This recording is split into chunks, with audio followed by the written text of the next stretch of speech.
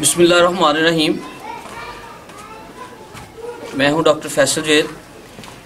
मैं इस वक्त एक बच्ची है अबीरा, उसके घर में मौजूद हूं, जिसे किड्स स्टार स्कूल जो है ईदगाह के करीब है, वहाँ पर प्रेप क्लास में पढ़ती है बच्ची, मासूम सी बच्ची है। उस पर जो है ना टीचर ने वहशाना तशद्दुद किया। उसके बिल्कुल निशान भी नज़र आ रहे हैं बच्ची को जिस तरह मार पीट की गई। तो एक तरफ तो विज़न जो है ना गवर्नमेंट पंजाब का प्यार, तो वही रवायती अंदाज़, वही तरीक़ाकार कि बच्चों को मारना, पीटना, तशद्दुद करना, आए रोज़ वाक़यात पेश आ रहे हैं। लेकिन उसके बावजूद जो है ना गवर्नमेंट जो है इसको बिल्कुल कंट्रोल करने में नाकाम नज़र आ रही है। यहाँ पे अदारे जितने हैं जो डिप्टी ज़फ़रवाल के एजुकेशन के हैं, जनाना जो हैं, बिल्कुल नाकाम नज़र आ रहे हैं कि ऐसे अदारे जो जहाँ पर विज़न जो दिया गया है उस पर अमल दरामद नहीं करवा सकते। तो मेरा ख्याल है उन स्कूलों को बिल्कुल सील करना चाहिए, उनको बंद करना चाहिए जहाँ पर ये जुल्म बर्बरियत की जाती है, तशद्दुद किया जाता है बच्चों को, मासूम बच्चों पर।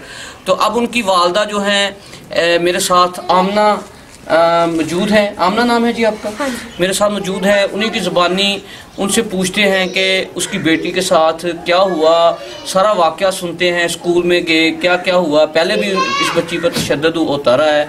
तो इस बताइएगा अपना आमना जी कि क्या सूरत हाल बनी है आपकी बच्ची के साथ? मेरी बच्ची ना स्कूल जाती है पहले भी मेरी बच्ची नाल इस तरह ही करते रहे ने। और जी टीचर सी ना टीचर कायनात टीचर ने पहले इनू काफ़ी ज़्यादा डरांदी धमकांदी रही है। तो पूरा एक माह असी बच्ची नू मार कुट के स्कूल छड़ के आते रहे हैं। तो जदों जाना यही कहना बच्ची नू कुछ नहीं आता, बच्ची नू कुछ नहीं आता, यही कहना। तो मैं कहना कि बच्ची तुहाडे कोल स्कूल आती है, तुहाडा काम है इनू पढ़ाना या इनू मतलब प्यार ना रखना।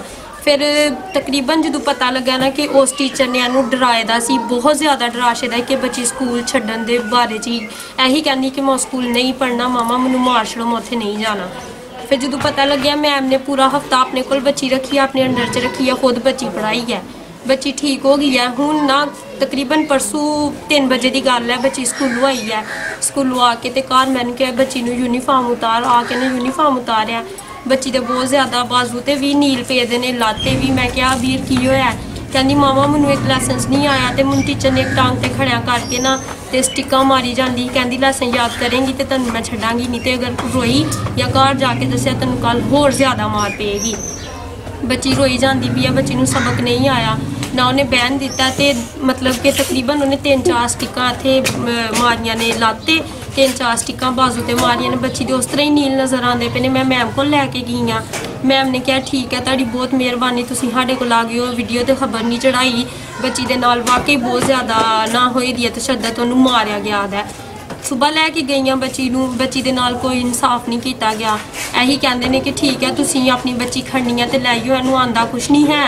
तो माँ बाप जाहल होंगे ने, उन्होंने पता किसी गल का होंदा नहीं, तो जल्दी जल्दी टीचर ते आ जाते हैं चढ़ाई करन।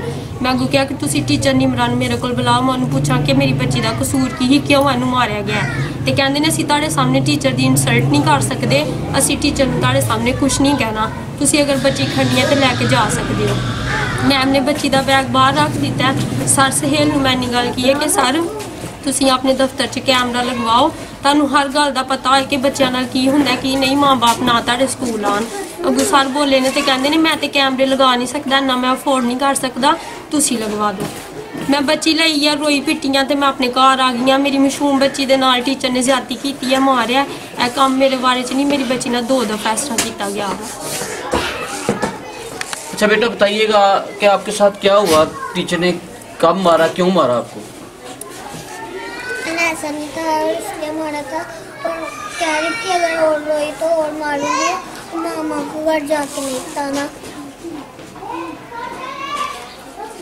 जी बिल्कुल, आपने जैसा कि बच्ची की भी बात सुनी है, उसकी वालदा की बात सुनी है कि हम शिकायत जब ले गए हैं तो उन्होंने कहा है कि वालदैन जो जाहल होते हैं उनको किसी बात का पता नहीं होता, सर टीचर हजरात पर चढ़ाई करने आ जाते हैं।